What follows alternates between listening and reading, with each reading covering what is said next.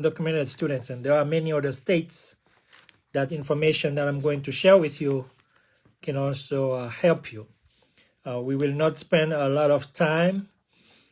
We are asking if you know anyone who's undocumented, if you have friends who are undocumented, if you are yourself undocumented, go ahead and pay very good attention to the next in the next few minutes, because we're going to share very invaluable information with you. So as an undocumented student, you may be asking, are you eligible for tuition, out of state or in-state tuition? Are you able to go to college? Are you able to find scholarships, or what kind of scholarships are you qualified for? If you were born here and your parents were are undocumented, what's your status at that point? So we're going to answer all of these questions for you, so that way you know that as an undocumented student, what you may be qualified for here in the United States. I'm sharing the live with as many groups as possible, because I know we do have a lot of undocumented students, and this is for them. So I want to make sure that they don't miss out. So again, if you know anyone who's undocumented, share this live with them, invite them, let them know that we are live, and we would like to for them to watch us, so that way they can listen to this live about undocumented students. Now, the first thing I want to say is, you are an undocumented student and you are in high school about to graduate, so you're wondering, can I continue my education? Can I go to college? Generally speaking, your status will not prevent you from being admitted to college or a vocational program, or from enrolling in classes. Your status as an undocumented student limits the type of financial aid you receive and could impact your tuition charges. So that means, as an undocumented student, you can go to college, you can go to a vocational program. It just limits what type of financial aid you are qualified for, and are you going to be charged as an in-state or out-of-state tuition. So ça veut dire si vous sont élève qui pas un document, qui ici ou pas résident ou pas citizen, ou capable aller dans collège, on seul bagay ça peut dépendre de qui sorte de aide financière ou pas le recevoir, et puis est-ce que y a chargé avec comme un monde qui vivent dans l'état ou bien un monde qui pas vivre dans l'état. Mais ou capable aller dans collège, ou capable pour classe, ou capable aller dans programme vocationnel tout, comme un élève qui pas un document, un undocumented student. So the next question is, you are an undocumented student and you have lived in the US since you were 3. Are you eligible for financial aid to help pay for college? So you are undocumented, but you've been living here since you were a little kid. So does that make you qualified to receive financial aid? You are not eligible for federal financial aid, such as Pell Grant, Federal Supplemental Education Opportunity Grant, Federal Work Study, Federal Direct Student Loans. However, you may be eligible for financial aid from other sources, including your college and private organizations. So, you rentre ici tout petit, ou avez 2-3 ans, et ou pas jamais capable qualifier pour une résident ou bien pour citizen. Quand on là, on parle graduate high school, on pose cette question, est-ce que on est capable de joindre aide fédérale? So, on connaît aide fédérale, c'est aide dans le gouvernement. So, on pas capable de joindre aide fédérale, mais on capable de recevoir aide dans le collège là même, qu'on applique là-dedans là, ou bien l'autre organisation privée qui gagne dans le pays. So, ça veut dire qu'il y a une possibilité pour joindre aide dans le et collège là, ou bien organisation privée. Mais gouvernement fédéral n'a pas de aide parce que c'est un élève qui est undocumented, qui n'a pas de document. Troisième question, c'est you were born in the US, but your parents are undocumented. How does my parent status affect my eligibility for federal financial aid? So as a US citizen, you are eligible to receive federal financial aid, regardless of your parent status. However, the status will prevent them from getting a parent plus loan to help you pay for your college expenses.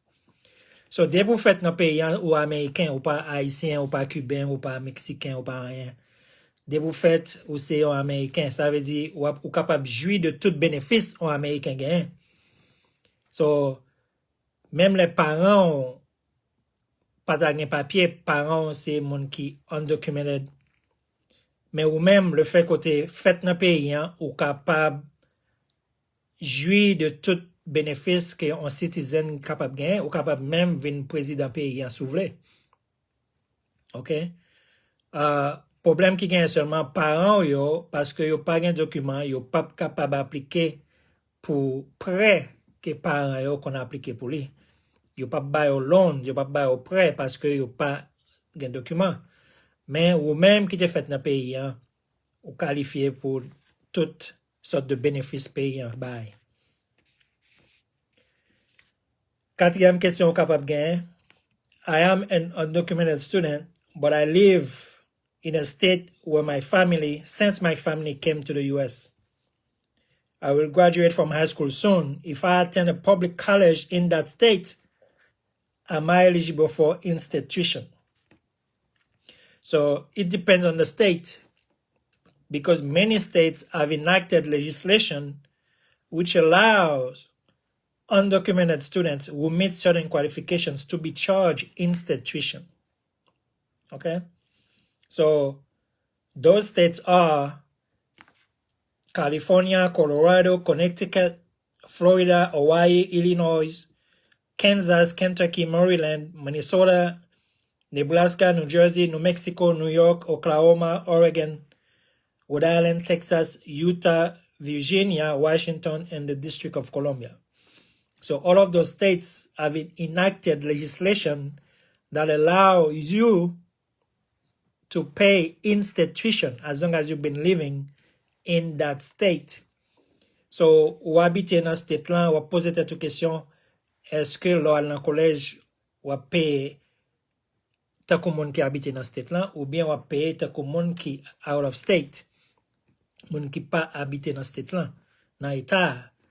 Il y a un pile état dans les États-Unis qui gagne on série de lois côté que yo permettent élèves ça qui habitent dans state dans état ça yo payer même gens avec l'autre monde dans état. Ça veut dire ou pas payer comme plus cher, ou pas payer plus comme, ou payer même comme avec monde qui habite dans état.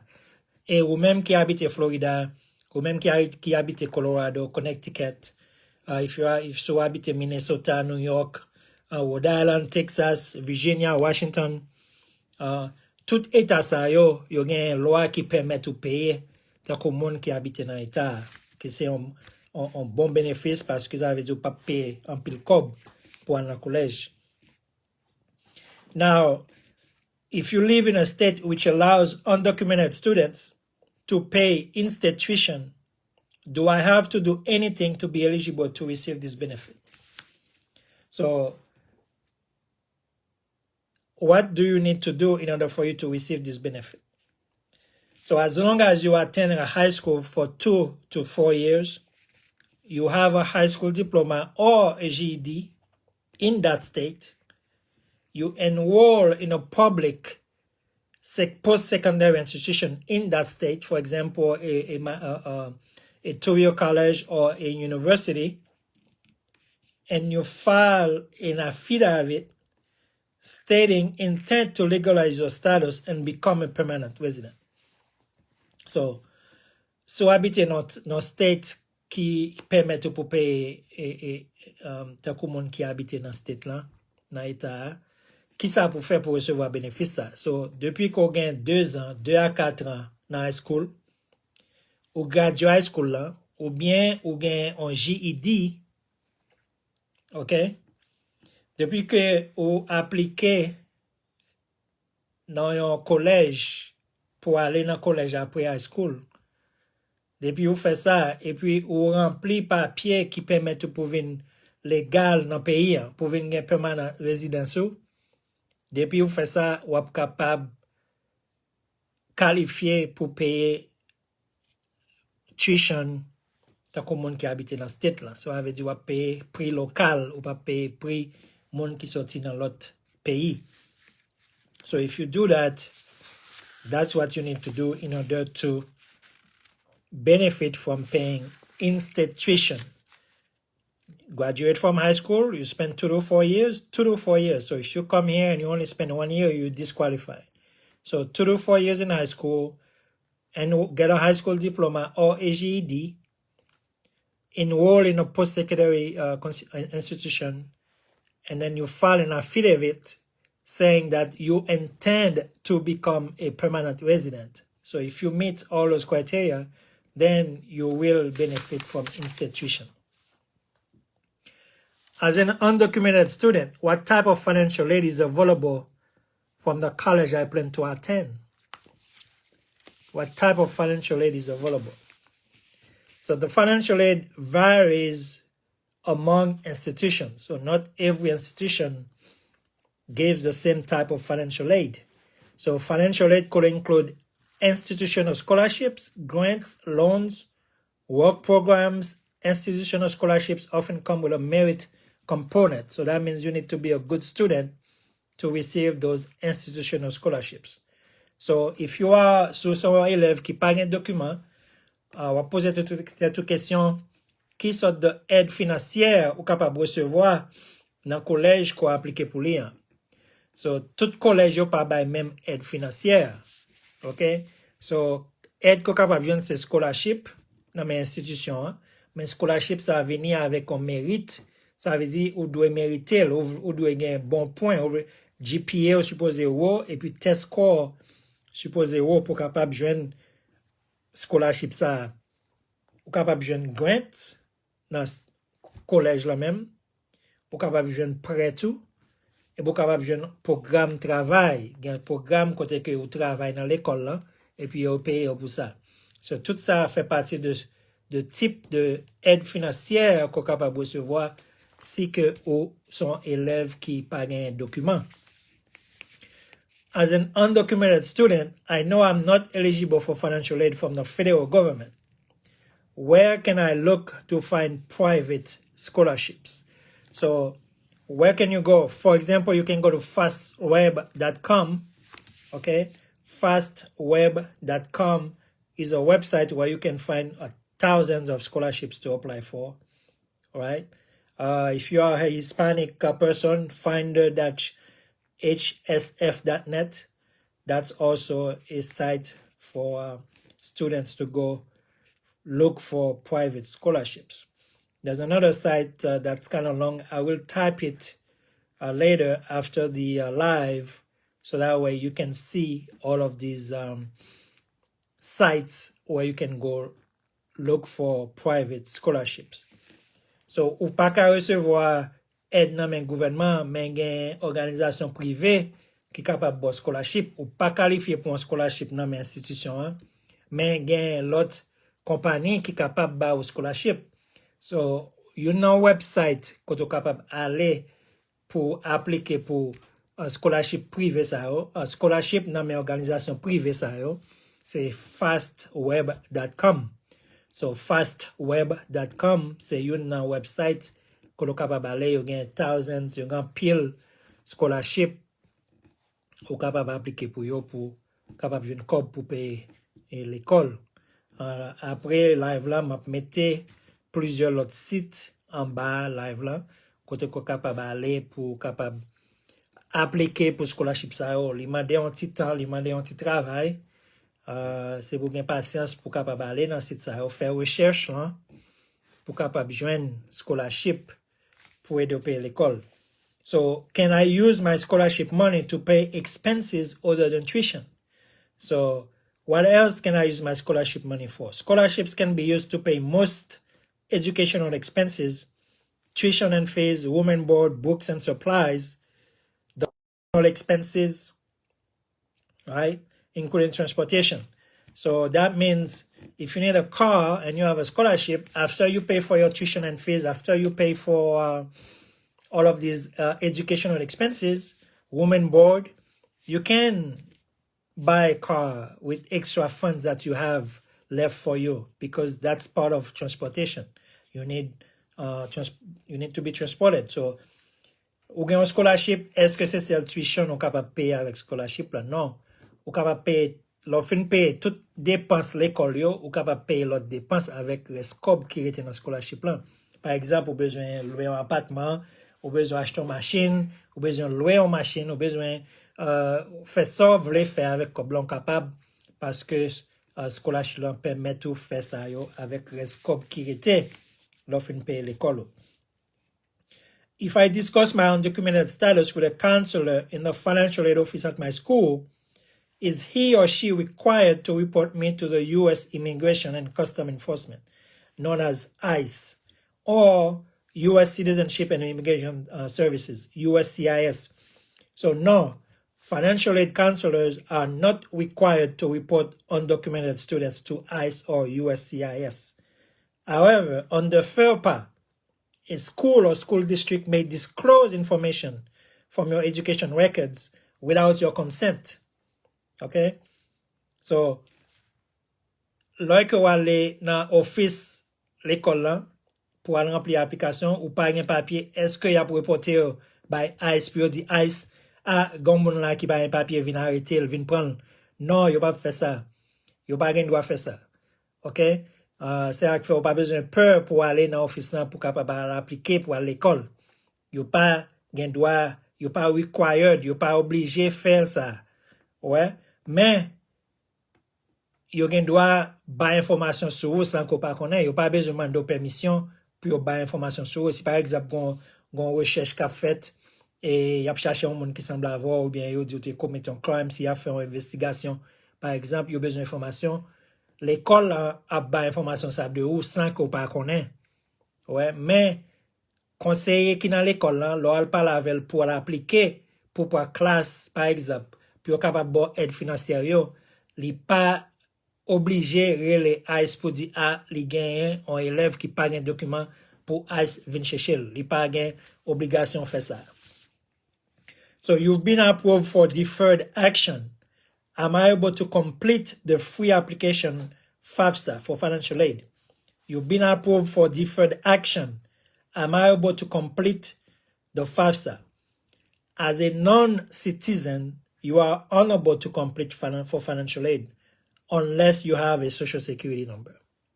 Okay? So deferred action students allow students to remain in the country, but it does not make students eligible for federal student aid, even if they have a social security number. So, ou approuvé pour deferred action, c'est programme que le gouvernement gagne pour les gens qui n'ont pas un document. Est-ce qu'on est capable d'appliquer pour financial aid? Non, ou pas capable d'appliquer pour financial aid parce qu'on n'a pas un social. C'est un monde seulement qui a un social qui est capable d'appliquer pour financial aid. Pas oublier, financial aid, c'est à partir de ça qu'on est capable de recevoir aide dans le gouvernement. Mais parce qu'on n'a pas un document, ou pas capable de aide dans le gouvernement, ça veut dire ou pas capable de remplir financial aid. Okay? So that's really all the information I had for you regarding undocumented students. I said a lot. I suggest you go back to review the video. My phone is about to die, so that's why I'm trying to speak a little fast. I don't want it to die while I'm on air. Because the l'école always leave you with a thought for the week. The thought I want to leave you today is, if you had not yet made mistakes, it's because you have attempted nothing. If you have not yet made mistakes, it's because you have attempted nothing. So think about that, reflect on that for the rest of the week. Enjoy the rest of the weekend.